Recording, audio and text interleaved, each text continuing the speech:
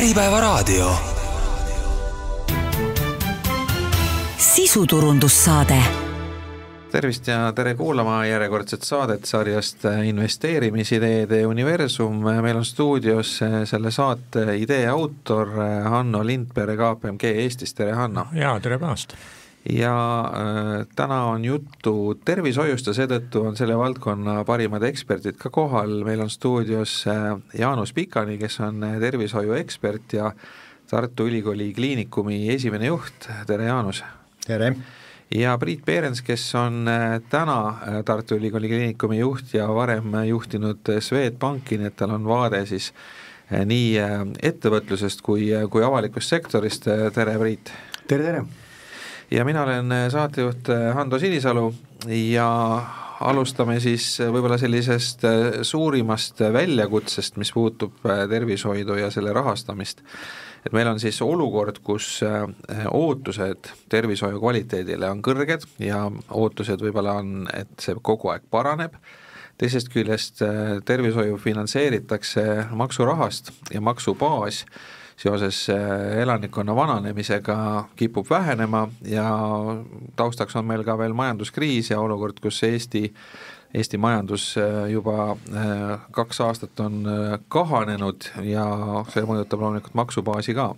Et kuidas siis nagu selles olukorras hakkama saada, kui rahvast jääb vähemaks, elanikkond vananeb, teenuse tarbijate hulk kasvab, need, kes maksubaasi täiendavad, maksumaksjad, nende arv väheneb ja me tahame samal ajal ka saada parimat teenust. Kuidas see on nagu võimatu ülesanne? Nojah, et ma korra siin alustan, et kuna meil on väike ka selline huumorisaate rubriik siin, et kuigi tervishoius on raske seda huumorit teha, et siis ma alustan Molière'i tsitaadiga, kes on öelnud, et arsti elukutse on maailma parim elukutse, kuna sõltumata sellest, kas sa teed head või halba, sulle nagunii makstakse.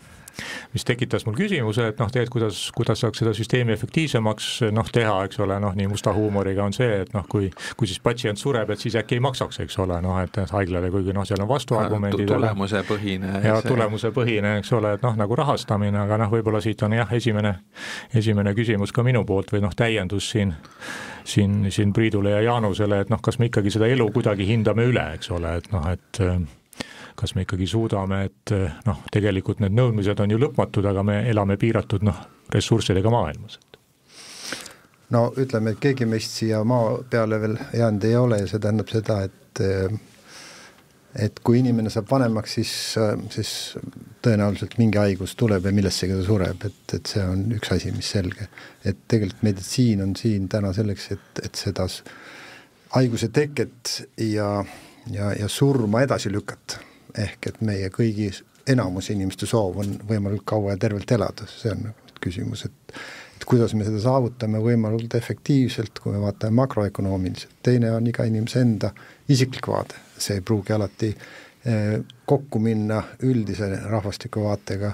Nii et eks alati küsineb selles, et efektiivsust võib alati tõsta ja teenuse hulka võib tõsta ja tänase tehnoloogia puhul me saame ka palju inimesi üle lööda, nii et see kõik see nagu kogu komplekt tähendab seda, et oleks nagu terviklikult vaadata ja muidugi kuidas see tervishoiu korraldada, nii et muidugi see on nii lai teema, aga kui me räägime sellest, et kas täna meil raha vähe on, siis nagu ma ütlen, et alati tervishoiu ökonoomika põhipostulaat on raha on alati vähe, küsimus on, kuidas seda raha tekitad ja kuidas seda raha kulutad ja milleks sa seda kulutad. Nii et Eestis me oleme õnnelikud, et me oleme suutnud 90 aastat läbi viia oluliselt reformid ja täna meil on tegelikult tervishoid võib-olla üks Euroopas üks paremas seisus selle peale, et mida me kulutame ja kui palju me saame selle eest. No siin oli mitu erinevat küsimust läbi segi, et üks on see, et milline elu on mida väärt ja teine küsimus on see, et kui palju tervishoid maksab ja see, neid võib koos vaadata, võib ka lahus vaadata, et põhimõtteliselt jah, et kui minna praegu intensiivravi palatisse, siis tõepoolest, et nad vist suudavad inimest hoida elus lõputult, et küsimus jah, et kas elu on midagi väärt. Ja siin ma soovitaksin kuulajatel lugeda Atul Gawandet Being Mortal, mis on väga huvitav käsitlus selle kohta, kuidas võiks elu lõpu ravi korraldada lähtuvalt inimeste vajadustest, soovidest. Ma saan aru, et seal on toimunud mingi muudatus, kui jah, vanasti lähtuti sellest, et iga hinna eest peab elu pikendama, siis praegu lähtutakse just pigem sellest, et pikendada inimväärset elu ja see eriti selliste vanade kodupatsientidel meie intensiivraviarstide sõnul, meil on seal korüfee Katrin Helmet, kes sellega tegeleb, selgelt inimesed mingi hetk enam ilmtingimata ei tunne huvi võimalikult kaua elada, vaid tunnevad huvi selle vastu, et see elu, mis veel jäänud on, et see oleks nagu elamisväärt.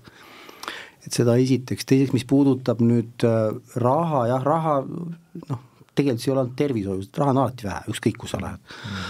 Aga minu arust ei tohi segada raha ja inimesi. Mõtlen, see vist oli mingi 2017 või 2018, kui ma juhtumisi olin mingi hetk arenguseire nõukojas ja me külastasime, see oli ennem seda, kui arenguseire keskus hakkas tegema meditsiini erinevaid stsenaariume Eesti jaoks. Ja käisime Taanis vaatamas siis väikse grupiga, et kuidas nemad oma stsenaariumi teevad ja astusime läbi ka ministeeriumist. Vaadanud aega möödas, ma ei mäleta, kas see oli nüüd Rahandusministeerium või Sotsmin, aga igal juhul nad olid teinud ka mingi prognoosi circa 10-15 aastat ette, kas raha jagub. Ja nemad jõudsid sinna välja, et raha neil jagub küll, aga inimesi ei jagu. Et umbes nii, et ühiskonna terved peaksid kõik ühiskonna aegid ravima. Ja tõenäoliselt see ei ole mingi asi, mis ühiskonnale vastuvõetav on. Et selles mõttes ma arvan, et meil on see inimeste probleem muutub nagu ennem probleemiks kui võib-olla raha probleem esiteks. Ja Eestis samamoodi, et kui me nüüd paneksime kohe 100 miljonit juurde tervishoidu, et kas siis kohe midagi muutuks, et kohe ei muutu midagi, inimesi on täpselt nii palju kui on, et ega kes luges Priit Tohvri artiklit eelmise aasta lõpus, sealt üks väga selge probleem meditsiinis ületöötamine, et kui sa paned raha juurde, et siis töötavad surnuks, et selles mõttes see ei aita edasi. Pigem on ikkagi see koht, kus selgelt raha puudu on meditsiiniharidus, et sinna peaks panema raha juurde ja suurendama ikkagi inimeste koolitamist, sest et arsti koolitamine on ikkagi 10 aastat, eriarsti vombitamine. Ma ikka siin tööjõu pealt nagu urgitseks nagu natukene, et öeldakse, et 2 sektorit, kus tootlikkus ei ole üldse nagu kasvanud, on need haridus ja ehitus. Siia võiks lisada ka võib-olla nagu tervishoiu, mul seda statistikat väga ees ei ole, eks ole, et kas see on siis paremaks läinud või mitte, et kogu aeg räägitakse sellest, et tööjõud on puudu, samal ajal mingid kõikvõimalik tehnoloogia see sõidab peale, et ma ei tea, kuidas sa edasi interpreteerid, et suhteliselt kindel ja ma kardan, et nüüd professionaalid mind kohe parandavad, aga minu arust on suhteliselt kindel see, et uued ravimeetodid ja lähenemised, eriti see inimväärne ravi toob kaasa pigem pigem toob kaasa ebaefektiivsust, kui me räägime raviteekonnadest, siis mis on praegu väga moodne sõna, on insuldiraviteekonnad ja me räägime praegu ortopeedilistest endoproteeside raviteekondadest ja selleks, et seda raviteekonda niimoodi otsast lõpuni, see hakkab siis peale sissejuhatus ennem operatsiooni, mida sa pead tegema, milleks sa pead tegema, mis pärast saab, kuidas taastusravi toimub. See tegelikult eeldab rohkem inimesi. See kõik eeldab rohkem inimesi. Ma ei ole päris veendunud, et see rohkem inimesi, et kui me vaatame täna efektiivsust ja sellest, kui sa räägid efektiivsust, küsid, mida see efektiivsuse mõõdupuks on. Kui me vaatame näiteks haiglapäevi 20 aastat tagasi, kus oli keskmine haiglapäev, oli 14 päeva ja 15 päeva oli haiglas viibimine, siis tänane haiglas viibimine on 5 päeva, võib-olla isegi Skandinaavia maades läheb ta sinna 3-4 päeva peale, ehk et kus koha peal seda efektiivsust mõõded ja mis on tulemus. Nüüd loomulikult võrreldes, ütleme, kas või 10 aasta tagusega see võimalused, mida täna meditsiin võimaldab, on iga aasta tuleb juurde võib-olla eksponentsiaalselt uusi ravimeetodeid ja me suudame palju rohkem, palju täpsemalt, see tähendab seda, et tegelikult ravi muutub efektiivsemaks, palju efektiivsemaks. Täna, üks kõige parem näide on see, mida me tegime aastakümneid ja kui ma töötasin veel nagu kirurgina või enne ka isegi, kui ma olin ülikoolis, ja tegin öövalveid, siis terve osakond oli täis näiteks Mao haavandiga haiged, kellele pandi sisse sonde ja mõõdeti seal, nimetati basaalsekretsioonis, kui palju maamahla eraldub ja iga päev lõigati 4 või 5 maoresektsiooni, mao osalist eemaldamist ja see oli terve tööstusharu oli see. Terve kirurgia oli selleks, et maohaavandid ravida. See kadus korraga siis, kui AstraZeneca või Astra mõtles välja H2 blokkeri ravimi, mis täna on 1 tablett õhtul ja praktiliselt terve kirurgia, mõttetu tegevus kadus ära. Nii et see näitab seda, et me täna läheme täppis, ehk me nimetame personaal- või täppismeditsiini peale, kus me juba räägime sellest, et me läheme ühte nukleotiidi DNA-s välja lõikama ja sinna panema tagasi. Nii et tegelikult efektiivsus on tõusnud. Nüüd on küsimus, kuidas me raviprotsessi korraldame ja siin on meil muidugi pikk tee minna, isegi kui me Soomes või Skandinaavias vaatame, kuidas on töö korraldatud eriarstiabis või arstiabis, kus õdede osakaal ja õdede kvalifikatsioon on palju suurem ja täna me vaatame, kuidas meil jaguneb. Meil on 6 õde 1000 inimese peal. Skandinaavias on 11, Norras 16 õde. Ja meil arstide arv on meil sarnane näiteks Soomega, mis on Euroopa keskmine kuskil 3,23, eks ole, või natuke tõuseb. Nii et see tähendab, et me peaksime ümber natukene vaatama, kuidas meil raviprotsess on korraldatud ja loomulikult me ei saa elada vaakumis, sellepärast et me peame vaatama, mis on sissetulekute tasemed naaberriikides ja inimesed hääletavad jalgadega, nii et sealt tulenevalt me peame muidugi mõtlema, et kulud personali kasvavad ja ka see, kuidas inimesed töötavad. Täna Eesti arst kindlasti töötab Eestis palju pikemalt ja rohkem kui näiteks Skandinaavis või Soomes. Siin ma ikkagi lähekski edasi, et minu kogemus ka ikkagi perearstist on niimoodi on, et ta täidab seda haiguslugu ja sa räägidki tegelikult nagu inimrobotiga, eks ole, mis seal siis vahet on, eks ole, et kui sul juba nagunii on selle inimrobot nagu vastas, et Priit, kuna siis meil need pneumaatilised arstrobotid kohale jõuavad või? Ma arvan, et ennem kui jõuavad arstrobotid, ma arvan kohale ennem peaks tekkima teatud meditsiinsed protseduurid, mida me saame ise kodus teha, kus ei ole arsti vaja, et arsti oleks ikkagi vaja peamiselt diagnoosimiseks, aga siis edasi võiks kas siis õe-arsti juhendamisel või mingeid asju, mingeid tegevusi peaks olema võimalik tuua koju. No meil mingisugused kogemused on olemas, ütleme, seal on psoriaasi ravi äpp on, mis siis põhimõtteliselt jälgib selle haiguse sellist ägenemist ja mingitel hetkedel siis annavad arstid nõu, et tee nüüd nii või tule kohe vastuvõtule või siis on praegu insuldi taastusravi selline juhendamine, et muidu inimesed ei kui sa ei ela konkreetsel juhul näiteks Tartus, eks ole, siis sa peaks tulema taastusravi pärast mingisugune 60 kilomeetrit sõitma Tartusse ja tagasi, et saada seda oma konkreetselt siis mingisugust tegevust, mida nad võiks ise kodus ka teha ja siis läbi päädi, mis on laiali jagatud inimestele, nad saavad oma harjutused kätte ja see osalemine on oluliselt suurem ja parem, kui seni on olnud. Nii et kui me räägime nagu siis nii-öelda ärivõimalustest või investeerimisvõimalustest meditsiinis, et võib-olla see tavamõtlemine on see, et teeme uue erakliiniku, eks ole, see nagu ärimudel, et tegelikult see oluliselt suurem ärivõimalus on see pool, mis puudutab seda IT poolt, digitaliseerimise poolt ja kõiki neid samu. Aga neid asju te teete siis enda jõududega või ostate sisse või kuidas see käib? Ei see on kuidas, ütleme, et konkreetselt see psoriaasi ravi on koos ikkagi välispartneriga selgelt, me maininud veel ära, siin neuroloogidel on oma äpp MyPrevention, mis puudutab peavalusid, seal on ka taga ikkagi välispoole esindajad seal.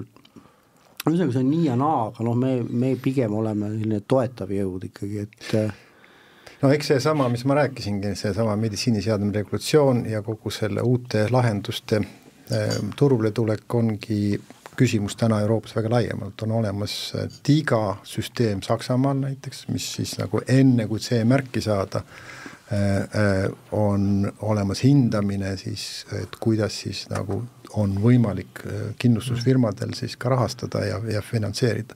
Nüüd mudelid on erinevad, aga ma olen nõus, et tegelikult täna ongi see kaugkonsultatsioonid, kaugravi on see võtmekoht, kus saad efektiivsus. Näiteks täna on olemas ka Eestis praegu arendamisel üks vaimse tervise psühhiaatria lahendus, mille nimi on Documental, kus ma ise ka olen natukene nõustanud seda asutajat, mis siis tegelikult võimaldab teha suure osa tööst ära kas inimese enda osalusel, ehk inimene saab ise ennast hinnata äpiga, see äpp ütleb talle, millist ravi või millise taseme abi ta peaks vajama, kui ta üldse vajab näiteks, kas ta vajab psühholoogi, kas seda võiks lahendada esmatasand ehk perearst või siis on psühhiaatri vastuvõtt ja siis ta saab panna vastuvõtule kirja ennast televisiidile ehk kaugvisiidile, videovisiidile ja nii kui see visiit lõpeb, ehk see arst käib läbi või psühholoog käib läbi need samad struktuuritud küsimused, äpp või see süsteem ütleb ta algoritmi põhiselt, et mis diagnoosiga võiks tegemist olla, ehk ta struktureerib selle ära ja koheselt pakub ka ravivõimalused ja koheselt teeb dokumentatsioonist. Üks väga oluline ajakulu on niisugustes puhkudel on dokumenteerimine. Ehk kui see automaatselt dokumenteerib, nii et selle lahenduse puhul on kaks asja. Esiteks, inimene saab ilma selleta näiteks Narvast saaks ta kõige paremat konsultatsiooni, ta ei pea kuhugi sõitma. Teiseks, inimene satub õigesse tasemele ja õiget abi, sest ta ei pea, vahel väga sageli inimesed ootavad 4 kuud järjekorras, et psühhiaatri vastuvõtul ja siis tuleb välja, et tegelikult ta ei peakski sinna üldse tulema. Ja kolmandaks, ta hoiab kokku spetsialisti aega, sest kui tavaliselt näiteks sel puhul spetsialist esimest visiiti läheb tund aega, on haigekassas ette nähtud ja siis ta veel peab dokumenteerima ja see dokumentatsioon tavaliselt on Eestis ka kaunis kesine, mille puhul on väga raske öelda, miks pärast see ravi määrati, siis siin see on väga täieslik dokumentatsioon ja kogu see toetav süsteem võimaldab tegelikult teha selle visiidi 15-20 minutiga selle 1,5 tunni asemel. Ehk sa 3 korda tõstad efektiivsust, sa parandad juurdepääsu ja võimaldad tegelikult väiksema töökuluga palju rohkem inimesi teenindada. Lihtsamaid vestlusi oskame läbi viia. Aga minul hoopis tekkis üks teine küsimus, et kui me räägime sellest digiajastust ja täna hommikul oli uudis, et siin Tartus jälle valeti 1000 tonni betooni sai valmis, eks ole, selline, et miks me siis ikkagi, minule kõlab see niimoodi, et davai füüsiline struktuur, eks ole, et 20% müüme kohe maha, eks ole, et kõik igasugused utopistlikud asjad või nagu suured Tallinna haiglad ja suured sellised haiglad ja kompleksid ja kuidas siis selline füüsiline infrastruktuur? Aga ilma selle füüsilise infrastruktuurita sa ikkagi tänapäevast meditsiini ei tee, et meil see siin muidugi ma jällegi peaks küsima naaberkõneleja käest, sest et millegi pärast on ära kadunud see väga hea arengukava, mis te tegite, sest see rippus täies mahus üleval ja sellest on jäänud järgi 24 lehekülge, aga see oli päris nagu põhjalik ülevaade selle kohta, milline kivi meil siin Eestis kasutada on, kus see kivi asub ja mis korras see on. Okay. Ja kus on kui palju investeeringuid vaja, aga ma toon lihtsa näite, et meil on, ma arvan, meil Tartus hästi investeeringutega, me avasime just uue opibloki ja 10 tuba ja avasime uue lastehaigla täiesti, ma arvan, et see järgmist 20 aastat Eesti kõige moodsam lastehaigla. Aga samas meil on südamekliinik, mis asub pinnal, mis on ehitatud, ta vist valmis 76-75, siin jällegi ilmselt on paremaid teadjaid juures, mis tehti siis nende nii-öelda laupäevakute ajal ja laupäevakutel ülejäänud materjalide eest ja selge, et seal tehakse angiograafiat, on ikkagi inimeste elu pikendavad protseduurid ja vaadata, millist tingimustes nad on, see vajab asendamist ja samamoodi, et kui võib vaielda poliitilisel kaalutlustel, et kas Tallinnasse on vajanud haiglat ja meil ju haiglaid on, aga tegelikult ükskõik, kes läheb kas Lääne või Ida-Tallinna pinnale, see on selge, et tegelikult on haiglat vaja Tallinnasse. Jaanus vaidle vastu. No me tegime selle tõesti põhjaliku ülevaate ja kaardistasime kõik haiglahooned siis 2000 2019, 2020, 2021 oli see protsess, kui me seda tegime ja meie hinnangul vaatasime ka seda, et kui palju oleks vaja siis ka investeerida selles projektis on ka sees 2019. aasta hindadega näidatud, et kui palju see investeerimisvajadus oleks, et oleks optimaalne vähemasti. Jah, alati võib rohkem investeerida ja loomulikult, kui meil oleks raha väga palju, siis me võiksime öelda, et tõesti me peaksime Tallinnas uude haiglasse. Meie nagu oma töös ei näinud seda otsest vajadust, sest Tallinna haiglatesse, ka nendesse 2 keskhaiglasse on küllalt palju investeeritud, ehk neid on renoveeritud. Teine küsimus muidugi on alati see haiglate puhul, et haigla ei ole staatiline hoone. Tänapäevane haigla planeerimine tähendab seda, et haigla on niisugune vähemasti 6x6 sõrestiku peal korrus, struktuur, kus peaks 2 nädalaga suutma terve korruse ümber ehitada, kui sul tuleb uus tehnoloogiline lahendus. Ja miks see nii on? Kui me rääkisime siin natuke aega tagasi, et palga osakaal on väga suur, siis kui sa haiglat planeerid, siis sa pead alati mõtlema, mis on kõige efektiivsem tööprotsess, kuidas inimeste tööaeg kõige paremini kasutada, sest kui sul on 60% on tööjõukulud, siis ja haigla planeerimisel või ehitamisel sa vaatad, et kas sa teed 10% või 20% odavama või planeerid pikemalt ja teed natuke kallima lahenduse. Siis, ja kui sa seda teed, 50 aastaks seda hoonet, siis sa amortiseerid seda 2% aastaseks. See tähendab seda, et kas sa iga aasta kulutad 2% rohkem oma amortisatsioonile või kui sa teed seda niimoodi, et see tegelikult efektiivsus on 10% suurem, siis sa võidad iga aasta 6%. Kui me võtame väga lihtsalt arvutuslikult, et sinu tegelik kulu ikkagi haiglas on personalikulu. Personali tööaeg on sinu asset. Nii et selles mõttes, aga kui me läheme tagasi, et mis siis nagu selle haiglahoonetega Eestis oleks vaja, ma ütlen, et meie jõudsime sinna, et tegelik valupunkt ei ole täna haiglad. Haiglad tuleb muidugi natukene arendada, aga me ei pea hakkama siia suuresti võtma esimese 10 aasta jooksul investeerima massiliselt uutesse hoonetesse, sest kui oleks pannud näiteks 500 miljonit või täna juba oleks rohkem Tallinna haigla uude hoones, siis on selge, et kuskile mujale sa investeeri rohkem. Ja sealt tulebki see, et me ütlesime, et täna on tegelikult valukoht, mida me näeme järgmised 20 aastat, on esmatasand ja esmatasandi arendamine ja uute digilahenduste arendamine.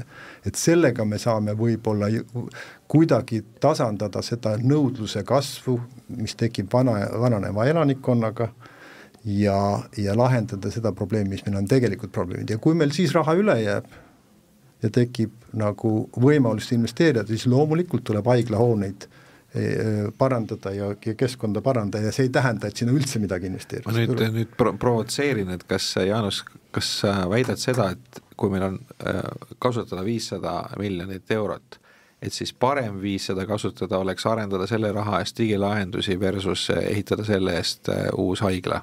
Kui me võtame seda, et me peaksime Tallinnasse ehitama päris uue maja täna, kui meil on olemas tänane infrastruktuuri seisundi vaadates ja sinna on investeeritud raha, siis jah. Nii, aga räägime nüüd rahast veel investeerimise nurga alt ka, et me enne põgusalt rääkisime sellest või tegelikult täitsa pikalt, et üks selline investeerimisvõimalus tervishoiuga seoses on IT ja kõik need lahendused, et see on see koht ka, kus efektiivsus võiks tulla ja kõik siis alates tehisintellektist lõpetades erinevate kaugmeditsiini lahendustega, et seal on nagu võimalusi palju, siis võib-olla tava selline mõtlemine on selline, et investeerimine on ikkagi betoon, et teeks erahaiglad veel juurde ja veel ja uutesse kohtadesse ja kaubanduskeskusi kerkib, et igas kaubanduskeskuses peaks ka olema mingisugune erahaigla vastuvõtupunkt, et kuidas te näete seda tulevikku, et kas see erameditsiini osakaal nagu just sellise nii-öelda erahaigla või erakliiniku arvu ja mõju osas, et kas see kasvab oluliselt? No põhimõtteliselt, nii kuidas mina näen, on ikkagi see, et erameditsiinis on peamiselt need erialad, kuhu sisenemiseks on vaja teha võimalikult või suhteliselt vähe investeeringuid, et noh, et nahakliinikud, psühhiaatriakliinikud, teatud günekoloogide vastuvõtt, seda on suhteliselt lihtne ju erast teha, sul ei ole vaja suuri investeeringuid. See tähendab, samas tähendab see muidugi seda, et seal ütleme, no sellisel kujul investoril sinna sekkuda oludes, kus eelnevalt just rääkisime nagu juhtimisest, et tõenäoliselt kindlasti on väga hea valik nendel inimesed, kes seda tööd teevad, iseendal omada, noh, ma ei tea, nagu partnership või kuidagi oma seda tegevust, ma ei ole kindel, et sealt väljaspoolt mitte meedikuli investorina ilmtingimata, et see on hea äri. Küll aga jah, et kui ta suudab leida ruumid, mis on mingi tegevuse jaoks vajalikud ja neid rentida, siis ma usun, et see võib olla nagu täitsa sõltumata, mis me ennem rääkisime, minu just nagu täiesti okei business. No mingil kujul on ka kallim tegevus liikunud mõningatesse uutesse era omandus olevatesse struktuuridesse. Vaatame, kuidas see tööle hakkab, et ma huviga vaatan seda natuke ja ühelt poolt on see hea, selles mõttes on ta hea, et ta tekitab olukorra, kus need inimesed, kes on maksejõulised ja kellel on võt seesama see diagnoosi küsimus, eks ole, et nad võtavad seda järjekorda vähemaks oma enda rahaga. Aga teiselt poolt on probleem, et need kohad, kus mingil põhjusel on näiteks hinnakiri selline, kus nüüd öelda, hinnakiri selline, kus seda tegevust haigekassa ostab, ütleme selliste heade hindadega ja siis tulemusena võib olla tekkida olukord, kus mingid tegevused liiguvad võrguhaiglatest nii-öelda kasumlikud tegevused liiguvad võrguhaiglastest välja ja siis need nii-öelda mitmekasumlikud samal erialal jäävad sinna alles. Et noh, ma ei tea, võib-olla see sama psühhiaatria, kus on ju, sul on vastuvõtuks on ju vaja kabinetti ainult, rohkem midagi. Aga samal ajal, kui raskesti haiged ikkagi viiakse haiglasse ja on seal statsionaaris ja nende inimeste töö on palju raskem, aga tasustamine tõenäoliselt on madalam. Et noh, seal on plusse ja vastu, mis natuke häirib selle asja juures on see, et noh, ja võib-olla see on ma oma toolist lähtuvalt ütlen seda, aga minu siin võiks olla nagu natuke selgem vahe selle koha pealt, et mis on siis maksumaksja poolt finantseeritud ja mis ei ole. Et noh, me natuke oleme sellise olukorras, kus ma mõtlen nüüd nagu nii-öelda ostja seisukohalt, et kui kellelgi on meeles 90 aasta kütuseturg, eks oli Eesti kütus, see oli 50 kopikat, oli pents, seda vahel ei olnud, oli kehva kvaliteediga, kõrval oli Neste, oli 10 rutsi kogu aeg oli ja oli väga hea kvaliteediga. Natukene nagu sarnane olukord, ma ei tea, kas see on nagu hea või ei ole, kui see tekib. Ja Jaanus? No ma arvan, et siin on jällegi see, et kui me vaatame ka Eesti eratervishoiu ja kas me vaatame siin juurde tulnud uusi kliinikuid, siis kus koha peal see probleem on, et need on põhiliselt ikkagi investeeringute pealt nagu käivitatud ja kui me vaatame, mida kas või Confido tegi. Confido hakkas ja oma alguses teismist päevast hakkas investeerima, ostes kokku haigekassa lepinguga kliinikuid. Mis tähendab seda, ütleb selgelt, et kus koha pealt nad ootasid siis nagu rahavoogu. Ikkagi avalikust sektorist. Ehk praktiliselt seda, kus sul oleks nagu eriarsti abis nagu ütleme erasektori või maksja poolt või inimeste poolt out of pocket makstud teenuste eest väga suure mahulised kliinikuid üles ehitada. Ma kardan, et siiski Eesti avalik see teenus on veel nii hea, et see nagu ei tööta. Muidugi on olemas ka erialad, mis ei nõua nii suuri investeeringuid, isegi mitte investeeringuid, vaid nad võivad investeeringut nõuda, aga nad ei nõua niisugust seotust ja integreeritust teiste erialadega. Üks on näiteks silmahaigused, teine on nina-kõrva-kurguhaigused, kus sa ei pea olema vältimatult suure haigla osa, sellepärast, et sul ei ole teiste erialadega nii palju integratsioon.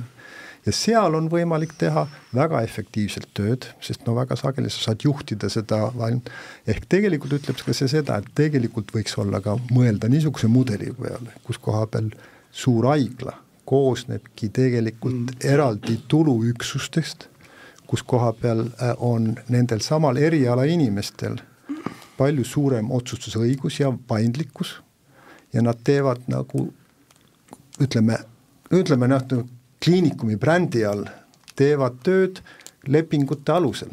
Eks ole, see on keeruline juhtida, see on siis tõesti niisugune juhtimismeisterklass, kuidas sa neid teed, aga see on üks võimalus, kuidas vaadata, et lahti liigendada seda ja anda võib-olla neid sisemisi nagu motivatsiooni inimestele, samas, eks ole, mitte piirata neid ja võtta ära ka seda koormust, et inimesed tahavad kuhugi mujale minna.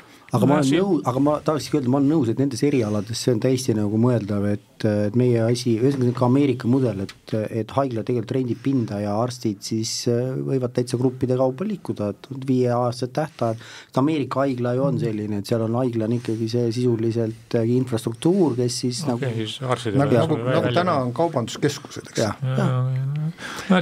Siin ongi päris huvitav nagu tähelepanek, et investeerimismaailma põhireegel on see, et sa ei lähe riigi rahaga konkureerima, eks ole, sellepärast, et riik suudab alati veidralt nagu otsustada, nii edasi. Teisalt, mis Jaanus siin välja tõi, eks ole, tegelikult neid tervisekassa lepinguid nagu tahetakse, eks ole, seda riigi raha, eks ole, ja siis, kui ma nüüd enda investeeringuid vaatan, mul on 3 tervishoiu ITF-i, ma ikka natuke üritan panna, siis mul üldine healthcare, see on mul plussis, üldiselt need üldised healthcare ITF-id, mis koosneb peamiselt muidugi farmast, need panevad räiget plussi, siis on mul seal medical innovation, see on mul miinuses, küll väikses miinuses, ja siis on mul seal veel medical devices, mis peaks ka olema selline, mis üles läheb, olemasolevad ja see on mul ka miinuses, see on vist isegi nagu suuremas miinuses, et aga jõuan selle küsimusele. Jagan sinu saatust, tahtsin samad ITF-id.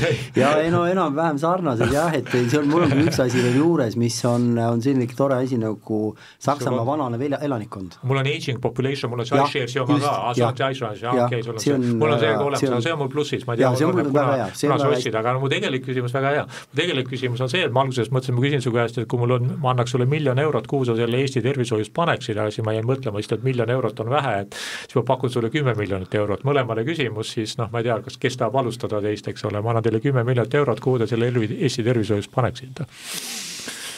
Mida te teeksite sellega? Ma ütlen, ma tahan, eks ole, et ma olen selline, ütleme, et jõukas kirurg, eks ole. Kas sa oled pikaajaline investor või lühiajaline? Mis su horisont on? Ja nüüd hakkad keerulise küsimuse. Üldiselt ikka investeerimine on pikaajaline tegevus, spekulatsioon on lühiajaline 5-10. 10 aastat 10 miljonit. 10 aastat 10 miljonit, ütleme siis nii. Ja. Spekulatsioon on lühiajaline, investeerimine on pikaajaline. Kõik jäid mõtlema, mõlemad meie osalised jäid mõtlema. See on, ma arvan, et avalikule investorile või ütleme investorile, kes tahaks nagu kuhugi investeerida, ma arvan, et võimalusi väga vähe. Sellepärast, et tegelikult kui sa lähed nagu Priit ütles, kui sa lähed nagu eriarstide seltskonda lihtsalt investeerima, siis tegelikult kogu see paraad on juhitud nende arstide poolt. Ja seda nägi ka Confido, ma arvan, näeb siiamaani, eks ole, seda, et lõpuks sa ostad arsti aedega, kui sul on arsti aeg, ongi see või arsti tööjõud on see nagu defitsiitne kaup turul, siis sa pead kogu sellest üle maksma ju. Ja mina ei oskaks seda juhtida, ma arvan, et kui ma ise kui ma arstina peaksin minema kellegi täiesti mulle võõrasse erialasse sisse ja nendega koos hakkama ja neid juhtima ja sealt taga arvan, et see oleks nagu äri, siis mina arvan, et see ei ole väga suur äri, kui sa ise ei ole nagu selle töö teostaja ja partner seal sees. Aga näiteks farma või farmaatsia teha, Lätast tehes Grindexilt farma teha ära, ma ei tea. Siis sa võid börsile minna ja farmaatsiasektor tavaliselt teeb väga hästi. Oma eelnevas elus olen esindanud institutsiooni, kes omas Grindexist suuremat osa, nii et see ei olnud meeldiv kogemus ilmtingimata. Aga Grindex ei ole, ütleme, farma puhul on ka see, et see on, eks ole, käisid ikka psühhiaatri juures? Õnneks mina ei käinud. Sest teised käisid? No peaaegu, jah. Et see on keeruline, et ma arvan, et pigem ma Eestis vaataksin tõesti neid, muidugi need on riskiinvesteeringud ja see on koht, kus koha peal ehk need samad digilahendused, startupid, millel on võimalus skaleeruda. Aga loomulikult nagu startup-induses ikkagi on 1/10, eks ole, tähendab, et sa võid täiesti mööda panna ja teiseks on see, et kuidas sa skaleerid seda, sest ka Euroopa Liidus, eks ole, tervishoid on iga liikmesriigi enda korraldada. Üks väga oluline koht, kuhu võiks vaadata, on andmed. Ehk tänapäev on arutusel ju Euroopa ühtse andmeruumi regulatsioon, mis tuleb aprillis Euroopa Parlamendis ka nüüd komisjoni poolt ette panduna arutelule, mis sinna nagu teisesest andmekasutusest järgi jääb praegu ei ole selge, aga kuna praegu tundub, et see rõhk tahetakse panna rohkem nagu esmasele kasutusele, aga ma arvan, et see on see koht, kus koha peal tõesti tulevikus ja pikemas vaates tekib väärtus. Et ta on niikuinii väärtus, aga kuidas seda kasutada, kuidas neid standardiseerida, need andmed, kuidas need üle riigipiiride liigutada ja kuidas need kommertsiaalselt kasutada. No me teame, et täna nagu Ekspressis siin ka kirjutatakse, tahab Tartu Ülikool luua, eks ole, Estonian Multiomics Company, kuidas see nagu läheb, seda ma ei oska ka öelda, sest täna on tegelikult konkurents juba niisugustele pakkumistele väga, väga tugevaks läinud, soomlased on väga palju, teevad ravimfirmadega koostööd. Nii et see on koht, kuhu ma pigem vaataksin, aga no ka seal on see, millise kivi all see vähk on, seda ja on nagu raske öelda. Ekspankur, praegune tervishoiujuht, investeerimis. 20 tagasi, 10 aastat, 20 mulle, 1 sulle. Ma veel kord, et üldiselt muidugi ma vist ütleks, et ma annaks sulle raha tagasi esimese jooga, aga ma katsuksin otsida mingit kohta, kus oleks võimalik istuda mingil kujul või tekitada mingi monopol, et et ala, et siin andmetest oli juttu, aga ma kujutan ette, et kui keegi müüks ära Pildipanga. Seda, ennem oli juttu siin sellest, eks ole, et meil on võimalik radioloogidel lugeda pilte üle Eesti igalt poolt, põhimõtteliselt seal on keskne organisatsioon Pildipank, mis on haiglate poolt tasutatud, see on siis kliinikum PERH, eks ole, ja põhimõtteliselt kõik sõltuvad sellest, et seal on vaja arendusi kogu aeg teha, võib-olla 10 miljoniga isegi, seal teatud tingimuseks, seal tõenäoliselt tuleks teha mingit teatud tüüpi pikaasjad lepingu, mida sa pead garanteerima selleks, aga ühesõnaga, kui oleks midagi sarnast võimalik leida ja ma ei ütle, et see müüa on ja nii edasi veel kord, aga et kui ma üritaks otsida mingit sellist kohta. See loogika võiks see olla, kui ma siit, see on su hea mõte, et tegelikult, mis on haiglale kallis, erasektori loodab, eks ole, tegelikult. Ei et sa üritad, haigla probleem on ju milles, haigla probleem on selles, eks ole, et meil on pidev rahavoog on garanteeritud, aga selliseid nagu suuremaid, sama investeeringute probleem ka, eks ole, et suuremaid tükke sulle kette ei teki ja mingi, hetkel on meil laenuvõimekus olemas, aga see on ka üks suur tükk ja see on ta otsas, eks ole.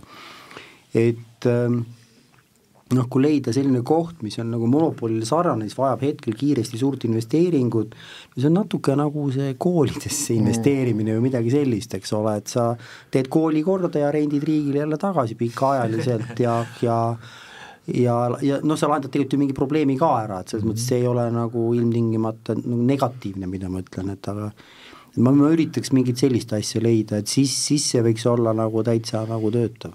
Et ma lihtsalt reflekteeriks ise ka, et ütleme, et arstid on ikkagi ju, ütleme, et nende tootlikkus on ju piiratud töötunniga, eks ole, ja töötunnist sa ei saa, ütleme sellist capital gain'i klassikalisel kujul, et välja arvatud juhul, kui, eks ole, väga raske on näha, eks ole, et kui sa nüüd charge'id oma neid töötunde või paned sinna kirja, see on umbes nagu advokaadil, eks ole, sa võid küll väga häid tulemusi saada, aga lõpuks, eks ole, sa oled ikkagi oma töötundidega piiratud. Just nimelt, et advokaadibürood ju ei oma välisinvestorid.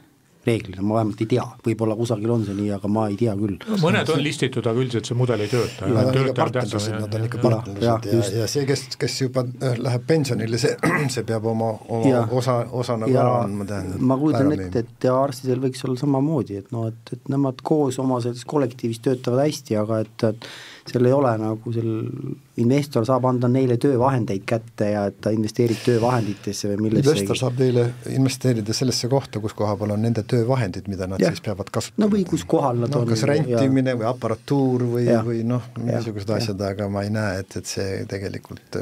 No mingi ärimudel on nagu see Siemens Healthcare või eks ole, on sellised suured tehnoloogiafirmad, kes siis rendivad haiglatele seda meditsiinitehnoloogiat, sisuliselt nad liisivad seda, tõenäoliselt on seal hinnas mingi väike komponent, kus nad võtavad seda nii-öelda oma... on väga, väga sageli ka niisugune lahendus, kus koha peal nad tõesti tehnoloogiat mitte ei müü sulle, vaid rendivad ja see tähendab seda, et neil on kohustus ka, kui tuleb uus põlvkond seda uuendada, nad annavad selle teenus sisuliselt. Ehk see Siemens Healthcare, need on ka teisi näiteks väga palju on nagu Philips on praegu liikumas väga jõuliselt olme elektroonikast ära ja ainult tervishoiu ja heaolusse, kus neil on väga uusi lahendusi. Näiteks Philipsil on olemas mobiiltelefonile külge panda ultraheli otsik, millega saad näiteks kodus oma raseda abikaasa loodet vaadata 3D-s, eks ole, mis käib läbi nende serveri ja siis nagu kogu selle informatsiooni muundab 3D pildiks.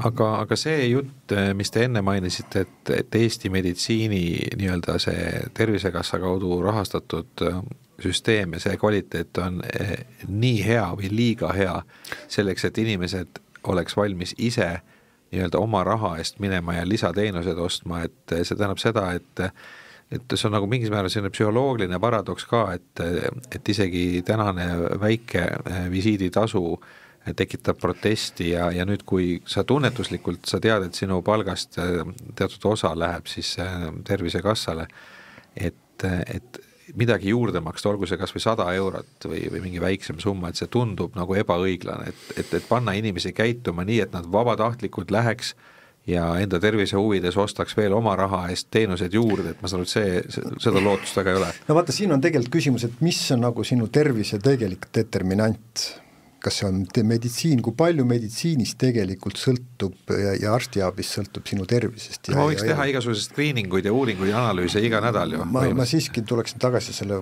tüüpilise vana, et 80%, ütleme 50% on sinu elustiil, 30%, kui täpselt need on sinu kaasa antud, eks ole, pärilikkus, ja võib-olla isegi 40% ja 10% on tervishoid, eks. See hakkab peale, kui sul on mida madalama ühiskonna tase on, siis aitab sulle puhtast veest, eks ole, ja võib-olla sanitaarsetest, ütleme, tualettidest, et su nakkushaiguste taset vähendada, aga siin ongi see, et seda, mida tuleks tegelikult toetada, on elustiil ehk sportimised, miks mitte suhkrumaks, miks mitte kallim alkohol, et inimesi tegelikult eemal hoida nendest pahedest või ütleme ahvatlustest, aga tervishoiu puhul on ikkagi see, et see, millest me räägime, on väga sageli niisugune ütleme, kuidas seda üldse, see mugavusteenus, mis võib-olla võiks minna nagu inimese taskus, kui tal raha on. Ehk et tal on parem keskkond, klienditeenindus, kui me räägime tegelikust tervishoiust või meditsiinist, kus on vaja väga suuri investeeringuid ja teadmisi, siis Eesti suurusega võrreldes ka sa ei saa seda laiali puistat. Nii et selleks, et sa seda nagu süsteemi hoiaksid efektiivselt ja kvaliteetselt, pead sa seda kuidagi haldama niimoodi, et sul oleks kriitiline mass koondunud nendesse kohtadesse. Kui Hanno enne esitas sellise ülesande, et on 10 aastat ja 10 miljonit, kuhu te selle paneks, et ma esitan siis ka ühe väljakutse. Väljakutse on pikendada Eesti inimeste keskmist elu iga 10 aasta võrra. horisont ei ole 10 aastat, ütleme 50 aastat. No põlvkond paar. Et mida oleks vaja teha kõige rohkem selleks, et keskmine eluiga 10 aasta võrra pikeneks? Ja senikaua, kui te mõtlete, ma natuke statistikat vahele, ma vaatasin järgi, et maailma suurimad börsikapitalisatsiooniga ettevõtted, et Euroopas suurima börsikapitalisatsiooniga ettevõte on Novo Nordisk, maailmas 14. kohal, eks ole, Ozempic. Ja, eks ole, et Eli Lilly on, eks ole, et ma vaatasin, maailma suurim farmaceutical, see on kohal number 9 maailmas ja nüüd ma United Healthi väga ei tunne, et Novo Nordiskis paar kohta allpool maailma suuruselt 16 ettevõtte börsikapitalisatsiooni järgi on United Health. Nii et natuke statistikat top 20. Aga nad loovad omale meditsiinialaseid aeg-ajalt monopole, mis on ja selle monopolina saadad lennata. Health on Ameerika meditsiini eripärast tulenevalt. Aga samas Novo Nordisk on vist ühe hiti ime, nagu öeldakse ka.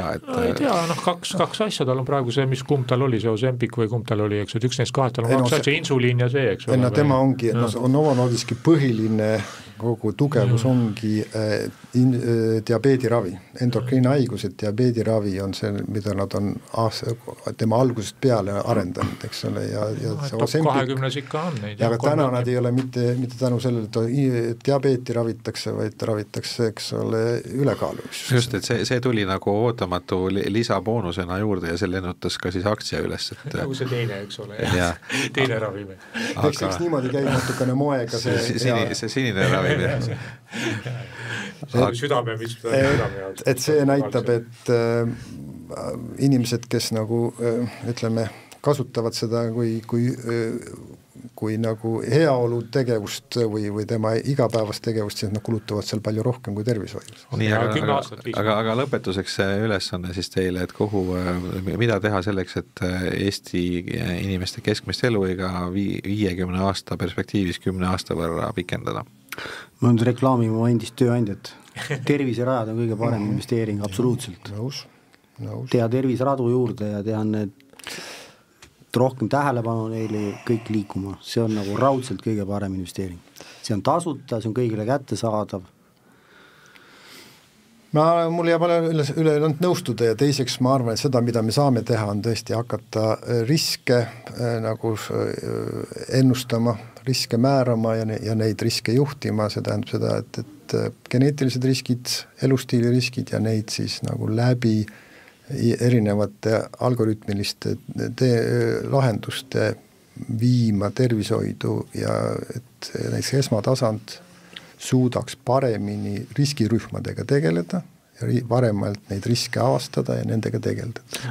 Ma ikka nii kergelt teid ära ei laseks, eks ole, väga lühidad vastused olid, aga et mida rohkem sporti teha, seda rohkem liigesed kõik kuluvad, eks ole, 10 aastat rohkem, eks ole, 60-70 jooksed, siis 80 võib-olla kunstpuusade, ma ei tea, millega oli sel teemal professor Starkoviga just nagu paar päeva tagasi oli vestlus, ta ütles, et see just nimelt elu ja pikin on väga lihtne, 60% sureb inimesi südame-veresoonkonna haigustesse, üks asi on jah, et sul võib olla mingi soodumus, mitte aga põhimõtteliselt söö vähem ja liigu rohkem, kõik. Tänapäeval me sööme ennast surnuks ühiskondade.